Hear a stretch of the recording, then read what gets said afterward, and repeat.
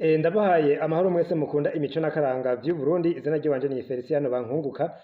Ego uno musi turi kw'igenekerezo rya kane Myandagaro umwaka w'ibihumbi bibiri na mirongo ibiri na kane, umwaka urarumanye ngize rwa rugendo rurerure rwava mu Rutana rugashika hariya mu Muganza wa Nkoma ahari ibigabiro vy'umwami, co kimwe no mu Mirehe, hose ni hariya muri komine Mpinga Kayove. Benshi rero mu banywanyi b'imico n'akaranga vy'Uburundi bagumye batubwira ati mbe rurya rugendo rwagenze gute, hari ibindi atari bitwagiye turabona bagiye baradushikiriza woba waratohoje.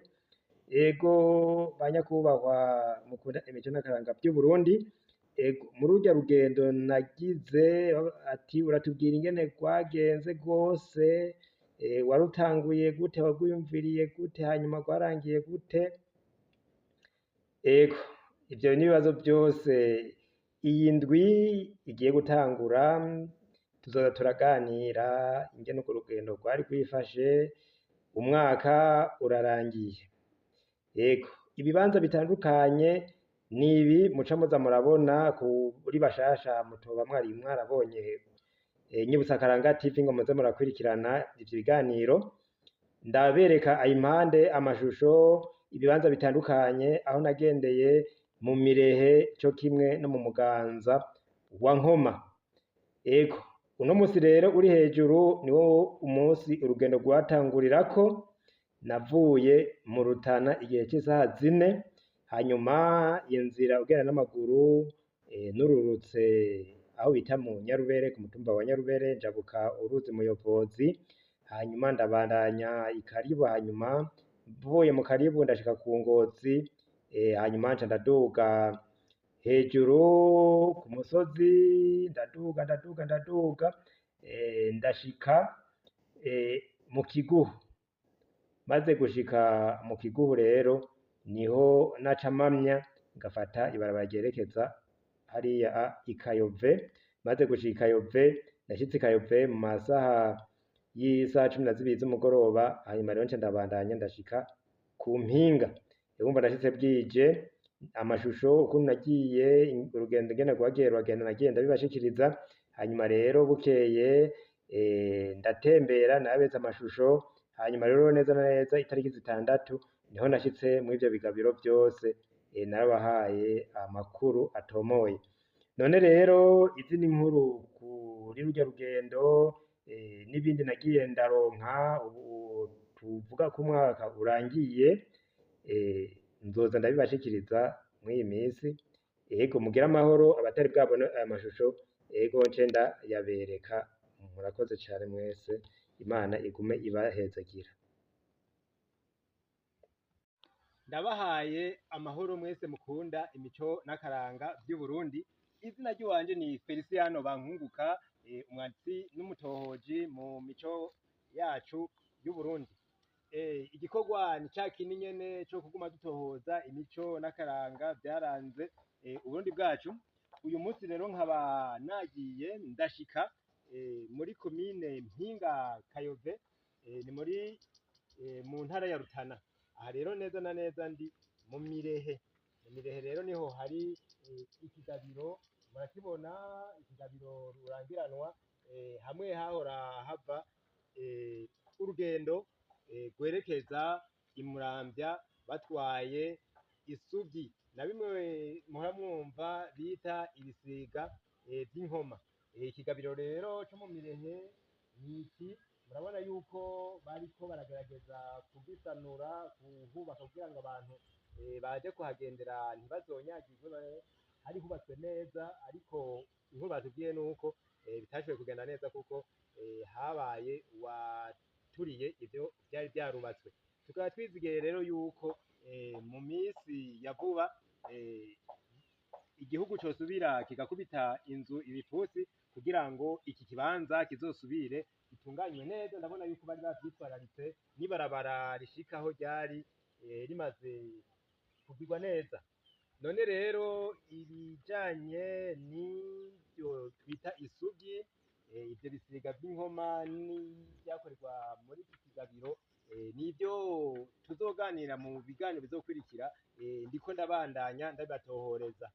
Yego nkaba ndabasezerera ikiganiro c'uno munsi rero tugarukize ngaha, ndabasezeye mvuga nti tugire amahoro.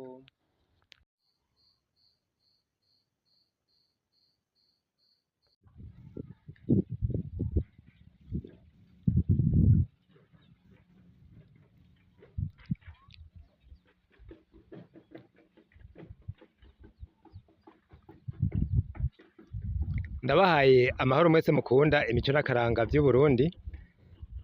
Feliciano Bankuka nashitse mu Mirehe ahari ikigabiro c'umwami. Ni muri komine Mpinga Kayove, intara ni Rutana.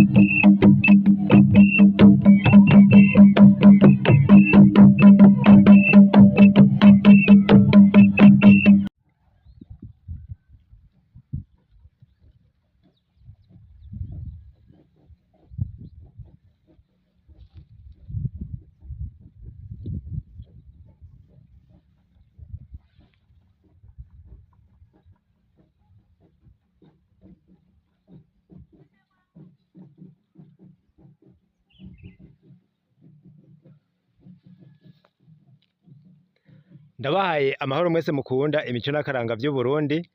Feliciano Bankunguka nabashikanye mu bigabiro vyo mu Mirehe. Ni ibigabiro vy'umwami biri muri komine Mpinga Kayove.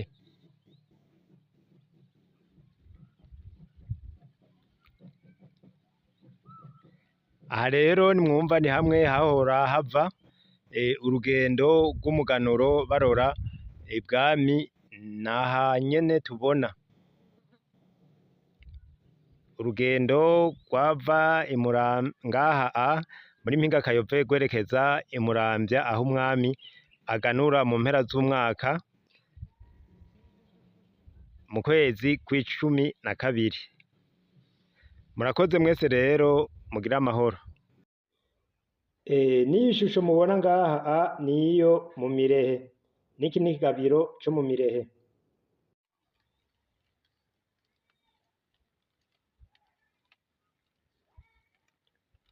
Aha ni mu Mirehe ahari ibigabiro vy'umwami. Turi kw'igenekerezo rya 6 Nyandagaro umwaka w'ibihumbi 2023.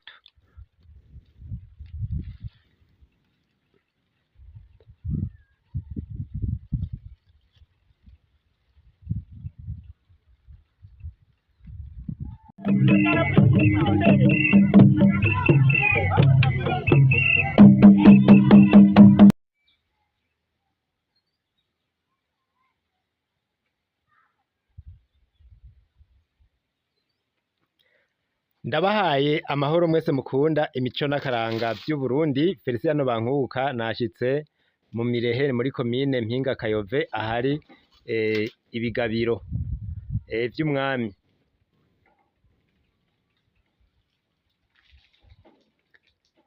Murabona yuko hari harubatswe kugira ngo ingenzi zishobore kuzoza zirahagendera ari nyinshi, ariko hariho uwashoboye konona ibi bigabiro,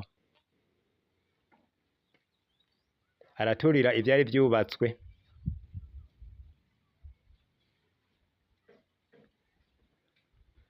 Bari bifuje ko hoba hatunganijwe neza cane kugira ngo ingenzi zizohagendere, ariko gushika ubu bikaba bitarasubira gukorwa nk'uko vyari vyakozwe mbere, kubera vyononywe n'umuntu ngo atarakomeye neza mu mutwe. Ubu rero ico kibanza kimeze uku. twizeye yuko mu minsi bizoba bimeze neza hagasubira hagatunganywa neza. Murakoze rero mugire amahoro. Nk'uko muvyumvise kuri ayo mashusho amajwi nagiye ndashiramwo nuko ndaberetse mu Mirehe. Ivyo bigabiro vyose ni ivyo mu Mirehe. Ku munsi w'ejo naho nzoheza ndabereke ibigabiro vyo mu Muganza wa Nkoma. Murakoze.